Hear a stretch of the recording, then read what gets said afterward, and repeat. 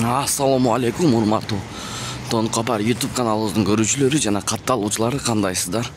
16 март 2024 жыл Бишкек шаары ишемби күнгө курс валюталарды көрүп алыңыздар. Саат 9:30 болуп калды. Кичине тамак ооруп калыптыр, туугандар, кече чыга албадык. Анда каналда жаңы болсоңуздар, мындан момтуп каттала кетиңиздер бизге. Кеттик анда эмес. Магнат акча алмаштыруу жайында доллар 89.60, евро 97 сом 50 тыйын, рубль 0.956, лира 2 сом 50 тыйын, юань 12 сом 30 тыйын. Рубль түшүп кетти.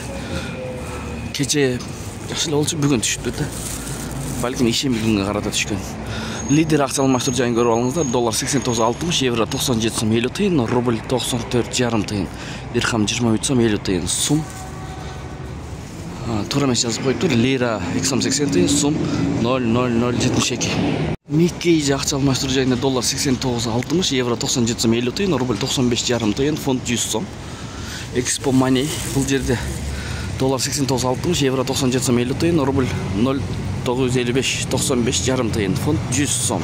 Туугандар, партнер нефть 95 70 сом 50 тыйын, 92 62 сом 90 тыйын, солярка 70 сом 90 тыйын, газ 31 сом 90 тыйын. Бишкек шаары. Азия трейд бул жерде доллар 89.60, евро 97 сом 50 тыйын, рубль 0,957, эң жогору ушул жерде болот курс. Юань 12 сом 30 тыйын, лира 2 сом 80 тыйын. Ушу менен видеону аяктайбыз. Россияда шайлоо болуп аткандыктан кичине түштү окшойт деп ойлойм. Менин оюм.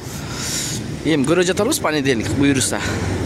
Тапкан акчаңыздарга береке берген болсун. Сиздер менен канал автору Данияр болду. Ой пикир, комментарий калтырыңыздар.